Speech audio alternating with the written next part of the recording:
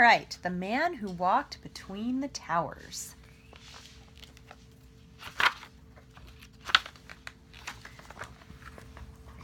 Okay, once there were two towers side by side. They were each a quarter of a mile high, 1,340 feet. The tallest buildings in New York City. It's pretty tall.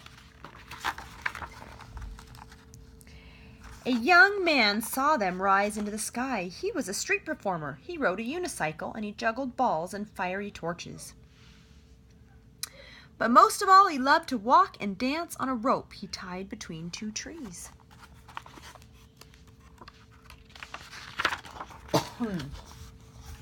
He looked not at the towers, but at the space between them, and thought, what a wonderful place to stretch a rope, a wire on which to walk. Once the idea came to him, he knew he had to do it. If he saw three balls, he had to juggle. If he saw two towers, he had to walk. That's how he was.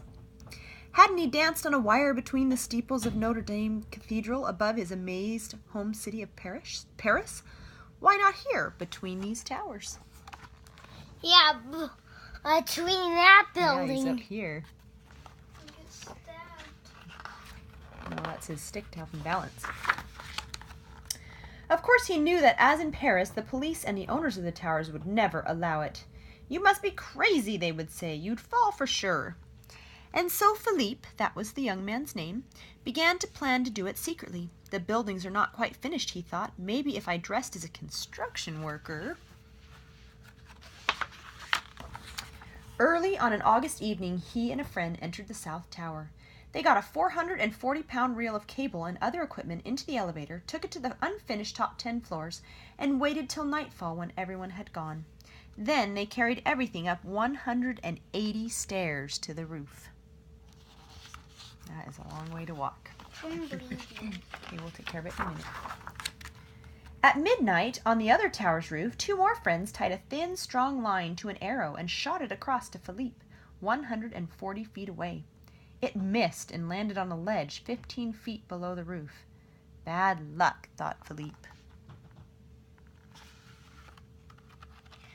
Is the string really hard? It is really heavy, too. He crawled down over the ledge, over the sparkling city, and got the arrow. To its line he tied a stronger line, which his friends pulled back to their tower. To his end of the stronger line, Philippe tied the cable on which he would walk. It was 5/8 of an inch thick. Exactly this. How big it was. His friends pulled the cable over to their tower, but it was so heavy that it slipped from Philippe's grip. The cable's middle plummeted toward the street, pulling the friends on the other tower to the very edge. Philippe, just in time, secured his end. He almost dropped it. He almost dropped it. Yeah. It took 3 hours to pull the cable back up. Frantically, as the stars faded, they tightened it between the towers. It was past dawn before they were ready. What is that? That's the rope pulley. They're tightening it between the wires, or the towers. Philippe put on his black shirt and tights. He picked up his 28-foot balancing pole. All his life he had worked to be here and to do this. As the rising sun lit up the towers, out he stepped onto the wire. It's pretty daring, huh?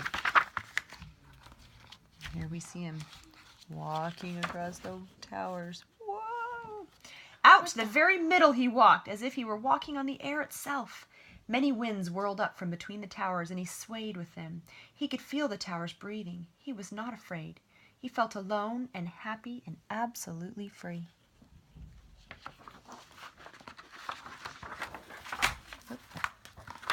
Oh, we gotta turn this one. Oh! Yeah, and then A woman coming from the subway might have been the first one to see him. Look, someone walking on a wire between the towers. You see the whole picture? It's really tall. Everyone stopped and looked up. They gasped and stared. It was astonishing. It was terrifying and beautiful. A quarter of a mile up in the sky, someone was dancing. Police saw it too.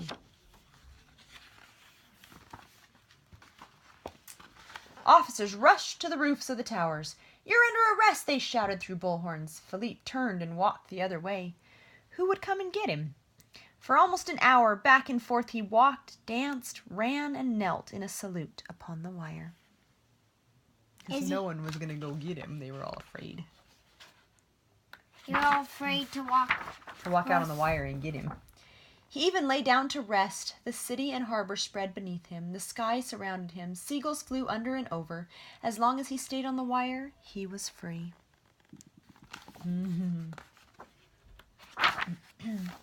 When he felt completely satisfied, he walked back to the roof and held out his wrists for the handcuffs.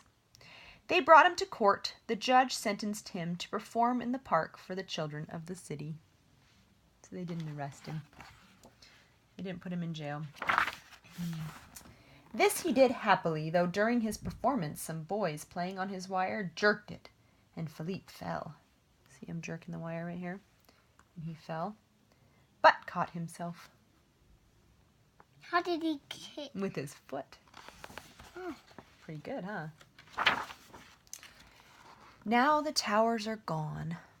Where are them? They got knocked down by terrorists, by bad people.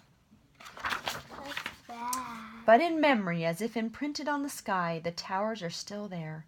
And part of that memory is the joyful morning, August 7th, 1974, when Philippe Petit walked between them in the air. So the clouds were just covering them. Well, no, Why don't they make it again? they're really gone. Because a lot of people got hurt and died in that when the towers came down, so we have a museum and a memorial there in the Twin Towers. But why won't we make another one? We just don't, because we want to be respectful to the people.